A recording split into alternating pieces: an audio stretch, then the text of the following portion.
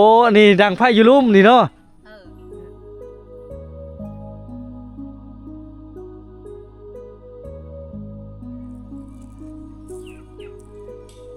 หามาได้เฉลยเจ้าไปหาเองบ่น่ะโดยบัดคนดูคนมันในชนบทนี่แหละพี่น้องวัดจะตำข้าวก็เป็นบ่เป็นเฉยเนาะมาเฮ็ดอยู่เฮ็ดกินเลยอยู่พี่เนาะเต้อเจ้าแล้วไปเอานะ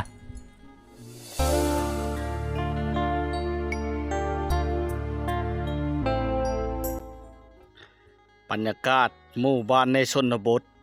ชุดยอดอีหลีพี่น้องวิดีโอนี้ก็ต่อจากวิดีโอที่แล้วนะเฮามาอยู่ที่บ้านก๊อกเมืองเซโปนแขวงสวรรณเขตเช่นเก่าเช่นเคยพี่น้องหมู่บ้านที่ตัดขาดจากโลกภายนอกเนาะเช่นทางเขาก็ต้องได้ผ่านน้ำพี่น้องเลยอ้อมล้อมด้วยภูเขาผานี้เนาะผานั้นก็เป็นภูเขาคือกันพี่น้องถ้าได้มาสัมผัสตัวจริงแล้ว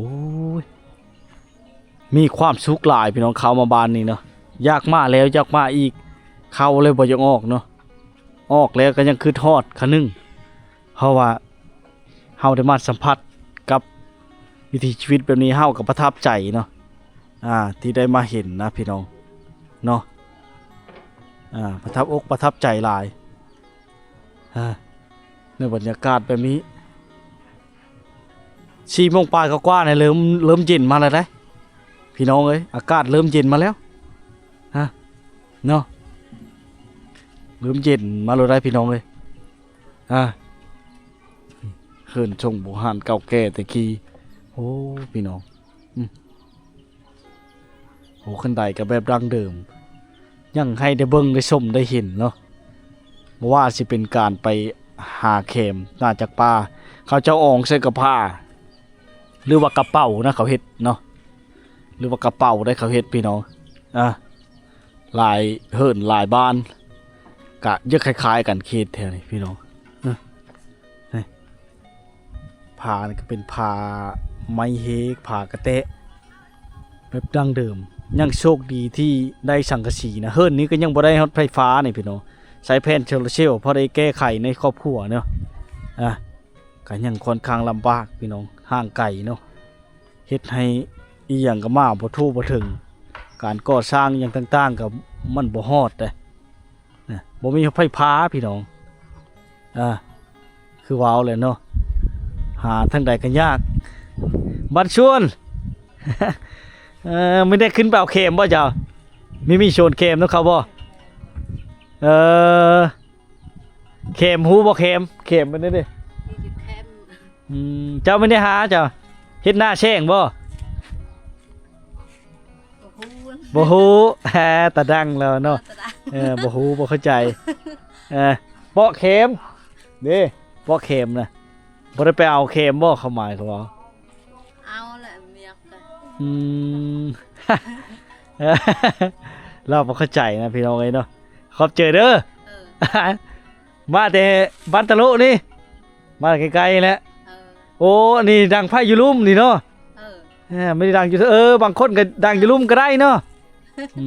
อย่าว่ามีแต่ดังอยู่เทิงเฮิรนโมเมนต์เนาะอีกตามความสะดวกของตัวเองเนาะพี่น้องเลยเนาะโอ้เราเข็มพี่เราชี้ขึ้นว่าชี้ไปนั่นเราเอาเข็มคือกันพี่น้องเราตะฉลานอยู่เทิงพี่น้องพี่ปะในปลายชาตินะถ้าผู้ไทยเขาจะเอิ้นว่าปลายชาติอันนี้เนาะดอนดังลินเย็นกับแม่นเนาะว่าบ้านเขาเอิ้นชาติหรือว่าเกยโดยชาติเฮิรนแต่คอยเอิ้นนี่เจ้าเอิ้นดงเลยเข้าใจเล็กน้อยค่อยกายโอ้พี่น้องเฮิรนล่านี่ยังตำเข้าอยู่ได้หนึ่งย่ามมื้อเช้าจะได้ไม่เห็นการตำเข้าของชาวบ้านเนาะบางเฮิรนก็เริ่มได้64แล้วนะแต่ก็ผู้บ่ได้ก็ยังหลายพี่น้องยังใส่ตำเข้านี่เนาะคกแบบดังเดิมแต่กี้จดโกนแล้วพี่น้องเอ้ยตำดุเนาะจดโกนจนเป็นโกนเลยผู้อันนี้ก็แขมเต็มพี่น้องเนาะในบรรยากาศ บรรยากาศที่น่าเที่ยวชมเฮือนชงดังเดิมพี่น้องน่ามาเห็นสัมผัสนี้เงียบสงบเนาะเต็มไปด้วยภาพธรรมชาติที่สวยงามแต่สัตว์เลี้ยงเขาเจ้าในป้อยเลยนะเคดีพี่น้องชั่วหลายแต่บางคนก็เลี้ยงคือกันยิงตามเนาะความสะดวกของไผมันของเข็มได้แต่แรกเข็มนะพี่น้องถือว่าเขาตะแห้งแล้วนะเห็นบ่เขาเจ้าเอาไว้นี่พาเป็นพาไม้เป็นเฮิรนหลังนี่ใครแน่พี่น้องได้นี่เลยเนาะบรรยากาศภายในบ้านเขาเจ้านะเงียบสงบได้มาเที่ยวชมแล้วก็สะดวกสบายให้ได้เบิ่งได้ชมอยู่นะเพราะว่าคือทอดบ้านหรือว่าได้มาเที่ยวมาชมพี่น้องเนี่ยคุกนี่ก็จนโกนพี่น้องเขาเจ้าต่ำเข้าเนาะคือจะแม่นเฮิรนหลังนี้เลยพี่น้องจะแม่นเฮิรนหลังนี้แหละเขาเจ้าบ่อยู่นะยังคิดจะแม่นขึ้นไปเอาเข็มอยู่หรือไปหาอยู่หากินอะไรในนึงนะเพราะว่ามันก็เริ่มค่ำเลยเขาตะเข็มพี่น้องตะเข็มเชือกคอหมูเลยแกหมูเราบ่อยู่แล้วคือจะแม่นเราขายเลยชิแม่นเราขายเราตะเชือกหลังคานี่พี่น้องเห็นเราชมอยู่พี่น้องถือว่าหายากจะได้เห็นผู้ชายเขาเอ็ดเนาะชั่วลายเห็นแต่ผู้หญิงเขาเจ้าตะฉลาดอยู่พี่น้องเลยเราตะชะนีเลยนี่คือสิแหงได้พี่น้องนี่เข็มเนาะเขาเจ้าบ่ฮู้ว่าเขาเจ้าไปเฮ็ดหยังแต่ที่เห็นบ้านเฮาเองนี่เฮ็ดไม้พลอยพี่น้องเฮ็ดพลอยปัดเฮินปัดช่านเนาะอันนี้เห็นเขาเจ้าลงมาขายพี่น้องเข็มโชว์เองบ่โชว์เองโชนก็อยู่ผู้พุ่นแล้วนี่เนาะพุ่นเจ้าแล้วไปเอานะเมียช่วยกันเนาะเจ้าก็ไปเฮ็ดเวยหน่อไม้อีกหลังจากเจ้าวางแล้วก็เจ้าก็มามัดไว้นี่ถือว่าแห้งคักแล้วบ่นี่บ่มีเวลาซ้อมบ่จะมาซ้อมน้ำหลังไปนี่นะจะมาซ้อมน้ำหลังนี่นะปกติเขาซ้อมเป็นมัดไปก่อนเลยเห็นบ่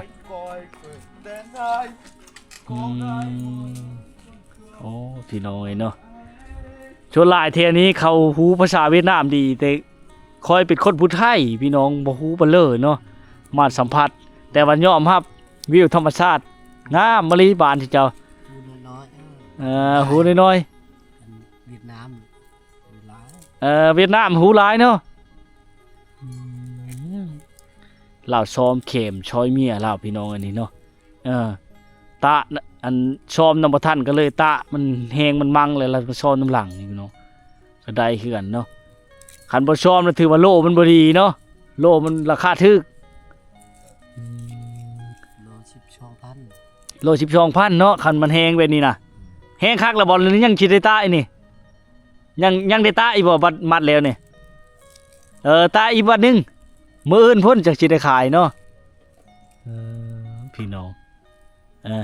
จากเราสิเข้าใจฮะหรือบ่นะเราก็สิเข้าใจอยู่ ผู้อยู่หลังคาผู้ก็เต็มอยู่พี่น้องเข็มแล้วเนาะพอได้แก่แต่ว่าเพิ่นสิได้คือเห็นพี่น้องเราเอามานี่บ่แม่นง่ายแต่เฮามาบ่ทันเนาะเราอองเสื้อกระผ้าหรือกระเป๋าออกมาแต่ปูนแต่ดงพุ่นได้พี่น้องเพิ่นสิมาฮอดเห็นเราซ้อมอยู่นี่เนาะปีนผู้ขึ้นไปเอาลงมาเลยก็เอามาตะมาซ้อมอีกมาซ้อมมาตะอีกเพื่อสิได้ขายหลังจากอันพ่อค้าเวียดคันนี้เข้ามาฮอดบ้านเฮาบ่เลือกไปขายอยู่พังน่ะอยู่บ้านนี่เขาเข้ามาฮอดเนาะเวียด15เงินดงเงินดงคือกันเอาไปขายอยู่พุ่นบ่ได้บ่คือบ่ได้ไกลไปได้นี่อยู่บ้านนี่คุณครับชื่อบ่จันว่าเอาไปขายอยู่พุ่นเลยแก้ไปขายเองบ่ได้บ่ได้หมดหน่อยได้ต้นนึงแต่บ่ได้ชนะพัดเชียร์พระเจ้าบัญชีเนี่ยหมดเช้าเนาะแฮงบ่ได้จ้าว่าจะได้หลาย ขายโล 12,000 เนาะ100 โลจะขายอยู่นี่โดยมันบ่หลายคันเป็นต้นพุ่นล่ะว่าพี่น้องเอ้ยเนาะนี่แหละคือภาพบรรยากาศภายในบ้านแล้วนะมาเห็นก็ประทับใจหลายฮอดและ50หลังคานี่บ้านเจ้านี่เนาะ ก็ว่าฮอดแล้ว50เนาะ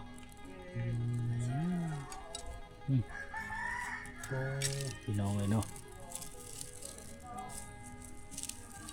โอ้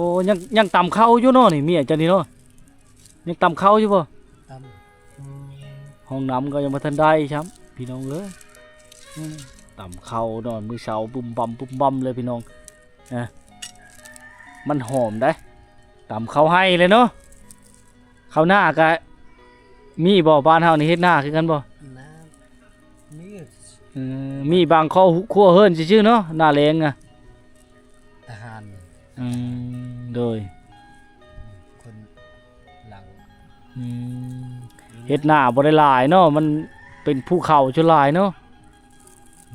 พี่น้องเอ้ยเนาะพี่เลิกกินนางฮะโอ้แกงหน่อไม้พี่น้องมือเนาะมือก้อนน่ะมาเห็นแล้วแล้วซ้อมหม้องได้แล้วเราจะลงไปนั่นนางอันนี้จักบ่ฮู้ว่านางจังเลยพี่น้องบ่ชื่อมันน่ะเพราะว่าแวบๆมันน่ะขอขึ้นได้บ่นางขึ้นได้บ่ ได้เนาะต้องได้รับอนุญาตจากเจ้าของเฮือนก็ได้พี่น้อง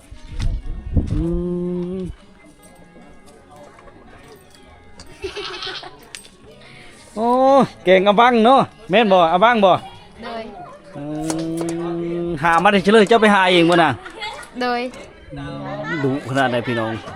สาวในชนบทจนค่ำเลยเนาะเก่งชื่อในเลิกก็เจ้าชื่อในเลิกก็ เอ็น น้องเอ็น โดย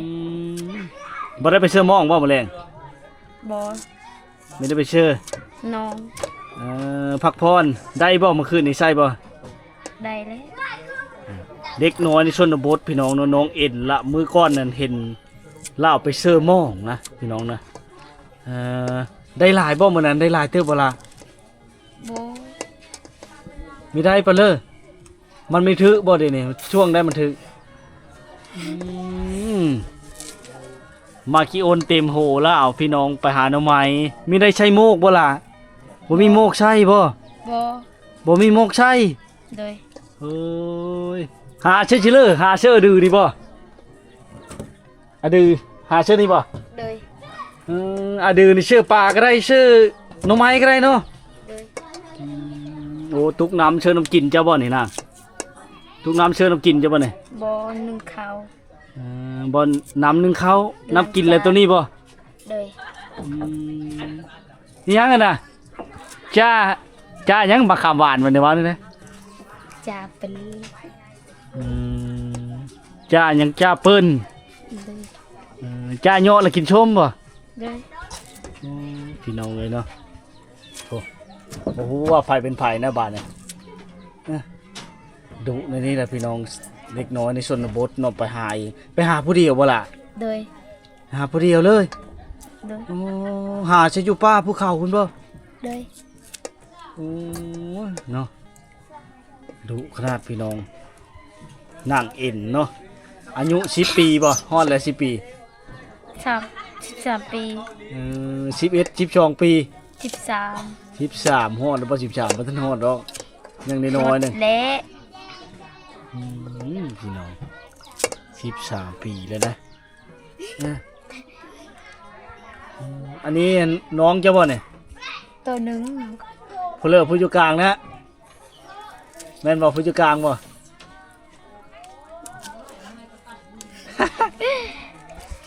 บรรยากาศเฮิรนน้องเอ็นนำมาเห็นพี่น้องโอ้ขออนุญาตถ่ายเด้อโอ้น้ำกินเราอยู่ไหนพี่น้องที่ไปตักน้ำกินว่าอะไรบ้างมาประทันจ้ะพี่น้องบรรยากาศเฮิรนลานเฮิรนโคจะอยู่ในแบบนี้เลยนะจะไม่หิ้งอะดือเรายางไว้บักงามๆเนี่ยพี่น้องมาหลายๆบริคายบ่อะดือนี่ บอลใส่เครื่องอยู่ถึงพี่น้องบรรยากาศเฮิรนกับเจ้าจะมีเฮิรนขัวอยู่น้ำนะพระธรรมดาเนาะเป็นพระธรรมดาชงบูหานดั้งเดิมพี่น้องเฮิรนน้องเอ็นเนาะให้ความรู้ความมั่นเนาะเอาใจใส่ไปใส่ฮอนมองมือก่อนเห็นเราไปเชื่อมองพี่น้องย้อนแต่พี่ภูเขาบรรยากาศคนดูคนมันในชนบทนี่แหละพี่น้อง ผู้หญิงต้องผ่านตำข้าวก็เป็นบ่วัดจะตำข้าวก็เป็นบ่ เป็น เป็นเชยเนาะ เป็น เป็นแล้วพี่น้องตำข้าวก็เป็นแล้วน้องเอ็นเนาะเฮ็ดทุกอย่างมีไผได้ในเฮือนนี่หลายคนเด้อบ่ ลาย พังนั้นก็เอ้ยเจ้าบ่หั่นอยู่ในหารนะเอ้ยเจ้าบ่ อา ฮะ อา อาบ่แม่นเอ้ยเจ้าเนาะ บ่แม่น เอ้ยเจ้าน่ะมีแต่นางนวลบ่ โดยนางนวลนางนวล ในนั้นเนาะคือคล้ายๆกันคือว่าบ่แม่นเนาะโอ้พี่น้องไอ้ดูมันขยันเพ่นขนาดเนาะในชนบทวิวภูเขาอ้อมล้อมบ้านเราเนี่ยงามเนาะกำลังสิเอ็ดแก่หน่อไม้นะแก่หน่อไม้อยู่พี่ก็เชื่อเขาเบอร์คือกันบ่ โดย เจ้าเอิ้นเด้อเขาเบอร์นี่เอิ้นคือเบดเดียวคอยบ่เข้ามานี่เขาเบอร์ที่คอยว่าเชื่อแกงหน่อไม้นะใช่บ่ใช่กันเนาะ โดย ใช่ยานางบ่มียานางบ่ บ่ เชื่อยังเชื่อพักกันแยะให้ โดย พักกันแยะให้เจ้าเอิ้นนี่เด้ บ่มี บ่ฮู้ลาวบ่ฮู้เนาะพี่น้องเชื่อแต่ปลาแดะเนาะ บ่มี ปลาแดะก็บ่มี บ่มี บ้านเฮาบ่ได้เฮ็ดปลาแดะบ่คือไปเชื่อหม่องอยู่แต่ละมือบ่ได้ช่ำเฮ็ดปลาแดะบ่ล่ะ บ่ได้เฮ็ดเดะ บ่ได้ได้พี่น้อยเนาะหรือว่าเฮ็ดปลาแดะบ่เป็นบ่ บ่เป็น บ่เคยเฮ็ด โดย เอ็ดปลาแห้งได้เคยเอ็ดบ่เจ้าใช้มาน่ะมีแต่ปิ้งแล้วก็เอาไว้ บ่ ตู้เย็นก็บ่มีในเฮิรนมีแหละ มี พอได้แก้ไขเอ้าอยู่เฮิรนนี้น่ะบ่มี บ่มี เอาเฮิรนพุ่นเฮิรนไผเฮิรนพี่น้อง เฮือนค่อยเด้ เจ้าอยู่เฮิรนนั้นบ่ โดย เอามาอยู่พี่จ้ะมาเอ็ดกินซอยอีเม โดย เฮิรนโกเฮิรนเขานะเฮิรนหลังนี้บ่ โดย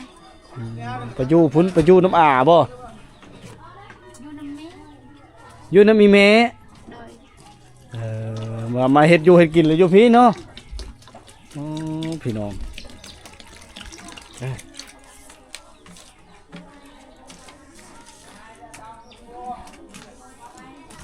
นี่แหละบรรยากาศเด็กน้อยในชนบทความรู้ความมั่นพี่น้องเลยมันนี่ก็มาขออนุญาตถ่ายทำวิถีชาวบ้านวิถีเขาเจ้านะสาวลาวนี่แหละพี่น้องชนบทชนเผ่าตรีเนาะมาเห็นบรรยากาศนี่แหละความรู้ความมั่นเฮ็ดคู่มือเลยเนาะนางบ่เอ็ดอันนึงก็ได้นึงแล้วแต่ละมือนี่เนาะ มือนี้ข่อยเฮ็ด และบ่ได้ไปใช้หม้องมื้อนี้นะเมยไปหาหน่อไม้มัดมือเลยเนาะ โดย พี่น้องเลยเนาะไปแล้วเด้อ ข่อยไปเรียกหมู่ อ้าวเราจะไปเกอหมู่แล้วพี่น้องเลยจะเป็นในโรงแล้วบาดนี่ไปเกอหมู่เขาเอิ้นว่าอีหยังนะอาลีกอาลากนี่แหละพี่น้องเนาะเราไปแล้วพี่น้องเลยนี่แหละบรรยากาศภายในบ้านเขาเจ้าเนาะเต็มไปด้วยภูเขาอ้อมล้อมนะถ้าได้เข้ามาเลยก็ถือว่ามีความสุขหลายนะภูเขาอ้อมล้อมเบิ่งบรรยากาศอุดมสมบูรณ์ไปด้วยธรรมชาติงดงามเนาะนี่แหละคือบรรยากาศภายในบ้านเขาเจ้าพี่น้องเลยได้มาสัมผัสตัวจริงแล้วก็มีความสุขหลายนะเนาะพี่น้องเลย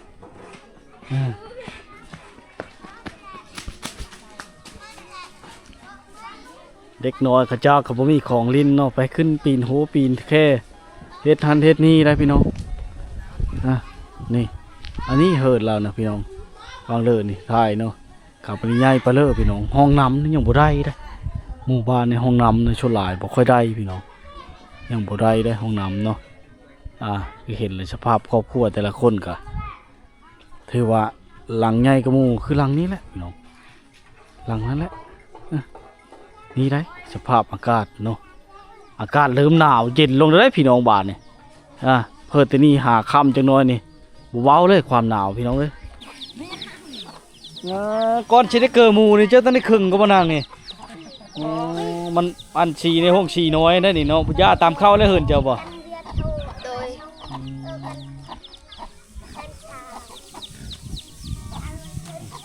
ชาวลาวพี่น้องเราขึงก่อนคันละหมูมันบ่กินเนาะอ๋อคำจำนี้ละฮือเขาแล้วบัดนี้เนาะอ๋อคันบ่ฮือเขานี่ก็โง่มันสิกินนะพี่น้องไก่ชนิดขายได้นี่พี่น้องนี่เขาตะเข็มเล่นฉลาอย่างนี้เนาะเขาเจ้าอองลงมาแต่ภูเขาพุ่นได้พี่น้องเล่นฉลาอยู่เนาะมักหลายๆพี่น้องเลยเข็มเพราะว่ามันมีภูเขาเฮ็ดให้มีเข็มเลยหมู่บ้านแห่งนี้เนาะเราเข่งหมูเราขังไว้อยู่พี่น้องหาก็ได้รู้ไหมดีกำลังโตงามๆ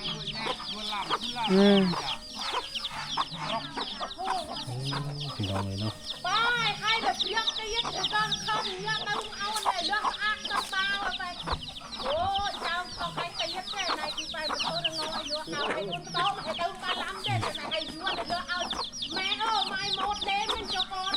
นี่ป่านนี้ได้เกลือหมูแล้วพี่น้อง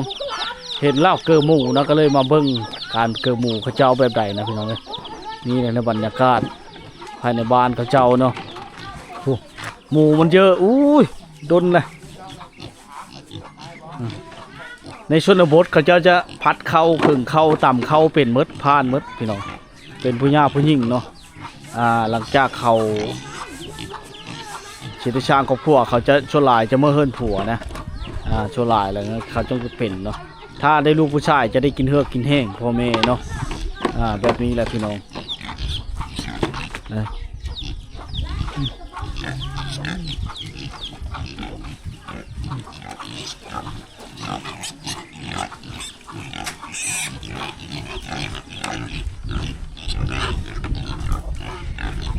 หมูเรายากเลยพี่น้องเชี่ยวอยู่เนาะหย่อเข้าไปกับบุ้มบัมเลยนี่เนาะบ่ได้เอาโกโก้ใช่น้ำบ่ต้มบอนหูยักษ์บ่บอนว่าคือกันบ่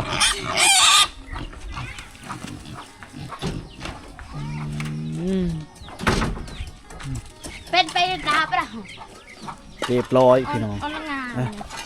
ความดุความมัน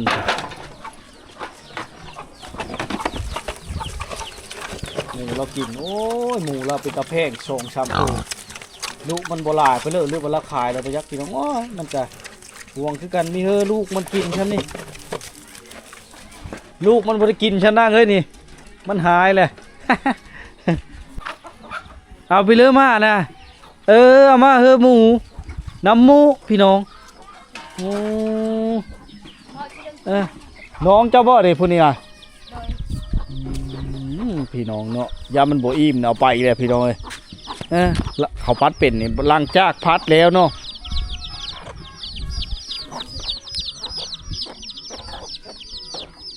ไก่มันก็จะกินแซ่บๆอยู่พี่น้องเนี่ย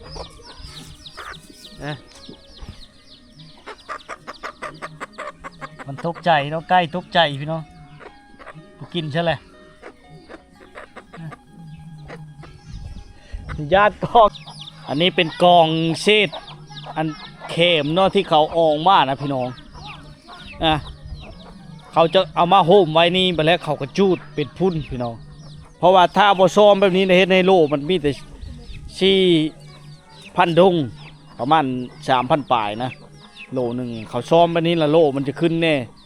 8,000 หรือ 12,000 กีบพี่น้องเนาะหลายพี่น้องเลยจะแตกต่างกันเนาะดังนั้นเขาจะตากถ้าว่าแดดมันดีเนาะฝนบ่ตกใส่เพียงแต่2 มื้อเนาะ2 แดดเขาเอิ้นว่า2 แดดเขาจะหือเขาไว้ขายพ่อค้าเขาจะมาเอาหรือเอาไปส่งพระนั้นนะเพราะว่ารถเขามายากพี่น้องได้รถจักรเนาะไอ้พี่น้องเอ้ยโอ้อันนี้บ่ทางเข้าบ้านอันนี้บ่รถไทยเข้ามาบางใดนี่มานี่บ่คำเลยหือเขาไว้เนาะมื้อเช้าแล้วว่าตาอีบ่หรือพ่ออะไรเจ้านี่บ่พ่อหรือบ่วันนี้เอาไว้แต่คายหรือบ่ซ้ำเนี่ยหรือว่ายังบ่ทันแห้งคักนึ่งเตี้ยงนึ่งมะอื่นนึ่งชายบ่ว่ามันแห้งคักแล้วบ่ได้มื้ออื่นได้คายเลยบ่ว่ายังตาอีกบ้านนึงโอ้ตาจากแดดเลยนี่ตาจากแดดเลยตาจากมือเลย2 มื้อบ่ ช่องมือบ่ทันได้บ่โอ้มันหนาวเขตนี่เนาะต้องได้ตะอีกเนาะคำมันโอ้พี่น้องได้ตะหลายมือได้3 มื้อแล้วว่ะเพราะว่าถ้าฝนต้องห้ำนี่แห้งเพิ่มไปอีกเนาะโอ้มันบ่แห้งคักเลยเขากงราคาเอาอีกเนาะโอ้ยพี่น้องเอ้ยนี่แหละบรรยากาศอาชีพเฉิมนะหาจากธรรมชาติมันบ่มีแนวหาเด้บ้านนี้พี่น้องมันตัดขาดจากโลกภายนอกมาเห็นกับบ่มีหารขาจังหารเลยนะหารขายเครื่องนี่บ่มีพี่น้องถ้าจังไดต้องข้ามปุ๊บข้ามชีพไปพระนั้นฮะพี่น้องเอ้ยถ้าจังไดเราต้องข้ามชีพไปพระนั้นได้เนี่ยนี่แหละบรรยากาศภายในบ้านเขาเจ้านะบ้านเจ้าเอิญเข็มนี่อาร์ตี้เนาะอ๋อพี่น้องจากพ่อไปถามชาวบ้านเขาเจ้าว่าป้อเข็มเขาจะบ่เข้าใจเนาะ สลาวเข้ม เข็ม เข้ม โดยเข็ม เข้ม เข็มอันเดียวกันนี่แหละพี่น้องคือบรรยากาศภายในบ้านเขาเจ้าเนาะเฮิดช่วงดังดื่มมาเห็นกันเลยล่าวนี่ดุมันพี่น้องชูชนได้จังใดชำนี่นี่บางเฮิดนี่ยังน้อยกว่านี้คือเห็นในลาวเฮ็ดวิชอยมิภรรยาหรือว่าเมียเรานะขมูขมุมบ้านเขานะผู้อยู่น้ำมะเกือเมืองอัชพรผู้แขวงชนเขตเท่านี้แหละแต่ว่าอยู่ไก่พูน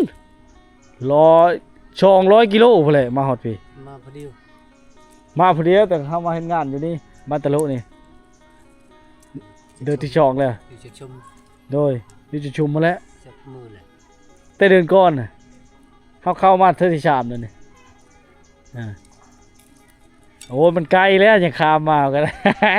ไกลมาบ่ได้ดอก มันรักอ่ะ ไปแล้วบัดลากอะขี่รถแล้วก็จอดในเขตมันแล้วก็ย่างมาอันนี้ก็ย่างมานี่ ติ๊กตุ๊ก จอดในเขตมันแล้วก็ย่างมา บ้านติ๊กตุ๊กเฮ็ด เจิงตู้บ่ทันได้ไปฮอด แสดง